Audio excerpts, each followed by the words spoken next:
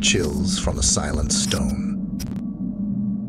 It was a crisp autumn evening, the kind that sends a shiver through your body as soon as the sun starts to dip below the horizon. I've always been fascinated by the mysterious, so I decided to take a stroll through an old cemetery in the outskirts of town. This wasn't just any cemetery.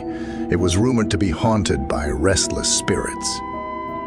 Of course, I brushed off those stories as mere urban legends until that fateful night.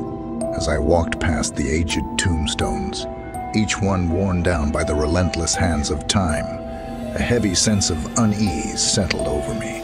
Ignoring the goosebumps on my arms, I pressed on, convincing myself that it was just my imagination playing tricks on me. I reached the heart of the cemetery, where an ancient mausoleum stood, its stone facade adorned with intricate carvings that had weathered centuries.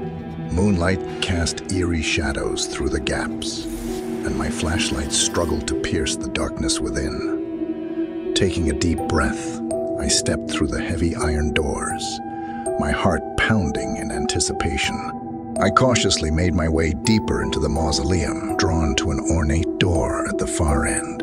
It was slightly ajar, revealing a sliver of inky darkness beyond. With a mixture of curiosity and trepidation, I pushed the door open wider and peered inside.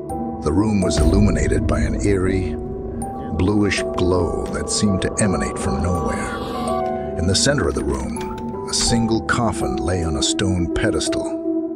My heart raced as I took in the sight. The lid of the coffin was open, revealing an empty interior. A cold gust of wind rushed through the room, extinguishing my flashlight. Panic gripped me as the room plunged into complete darkness. I fumbled for my phone and managed to turn on its flashlight, just in time to catch a glimpse of movement at the corner of my eye. I swung around to face it, heart pounding, and there, standing before me, was a figure, translucent and ethereal. Its hollow eyes bore into mine, and a frigid chill washed over me. It was as if the very essence of the cemetery had taken shape before me. I stumbled backward, my mind unable to comprehend the sight before me. The figure moved closer, its voiceless mouth opening and closing as if trying to speak. Panic overwhelmed me, and I turned and ran, my footsteps echoing through the mausoleum. I burst out into the cold night air, my breath coming in ragged gasps. I've never returned to that cemetery since that night. The memory of that encounter still haunts my dreams, a reminder that there are mysteries in this world that defy explanation. Bachelor's Grove Cemetery. I'm a paranormal investigator, and I've been to my fair share of haunted places. But nothing could have prepared me for what I experienced at Bachelor's Grove Cemetery. Bachelor's Grove is a small cemetery located in Chicago. It's been rumored to be haunted for many years, and I've always been curious to investigate. So one night, I decided to go there with a few friends. We arrived at the cemetery late at night. It was dark and quiet, and the only sound was the wind blowing through the trees. We made our way through the cemetery, and I could feel the sense of unease growing. We stopped at a grave that was said to be haunted by the ghost of a young woman. The grave was covered in flowers, and there was a teddy bear sitting on top. I reached out to touch the teddy bear, and as soon as I did, I heard a scream. We all turned around, and we saw the ghost of the young woman standing behind us. She was wearing a white dress, and her hair was long and black. She had a look of terror on her face, and she was pointing at us. We ran out of the cemetery as fast as we could. I didn't look back, but I could still hear the sound of her screams echoing in my ears. I've never been back to Bachelor's Grove Cemetery, and I never will, but I'll never forget what I saw that night. Eternal echoes. The setting was a foggy autumn night. the kind that seems to wrap the world in a cloak of mystery. I've always been drawn to the enigmatic, so I decided to explore a centuries-old cemetery known for its stories of spectral sightings. Deeper into the cemetery, I ventured until I reached a mausoleum that seemed to stand untouched by time. The moon cast an eerie glow on the structure, and I couldn't help but feel a mix of apprehension and intrigue. The mausoleum's heavy iron doors creaked open with a mournful groan, revealing a corridor that vanished into inky darkness.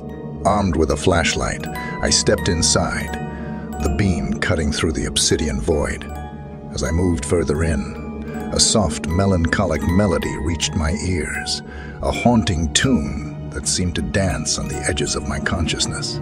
I followed the eerie melody, my heart pounding in my chest. The sound grew louder, guiding me deeper into the heart of the mausoleum. Soon, I stumbled upon an open chamber, bathed in an ethereal blue light that seemed to emanate from the very walls.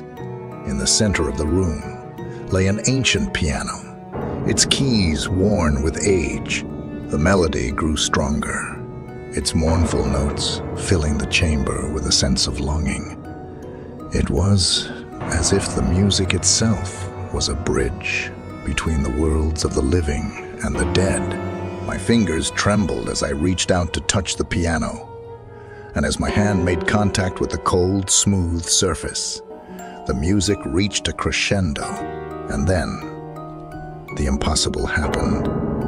The keys began to depress on their own, producing a haunting melody that resonated with the very core of my being.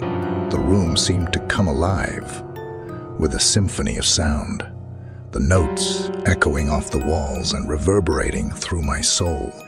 In the midst of the musical crescendo, a figure materialized before me, a translucent form, dressed in attire from a bygone era.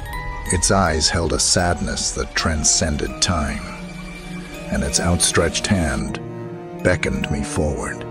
As if under a spell, I stepped closer, drawn to the figure's ethereal presence. The figure's voice, a mere whisper, filled the air, telling a tale of love and loss, of dreams unfulfilled and promises broken. Its words resonated with a sorrow that touched my very core, and tears welled up in my eyes. I could feel the weight of its emotions, its desire to share its story with someone who would listen.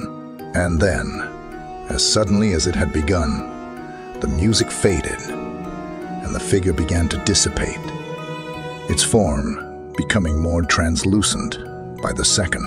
As it vanished into the ether, a single mournful note hung in the air, a final farewell from a spirit who had found solace in sharing its tale. I stumbled out of the mausoleum, my mind a whirlwind of emotions.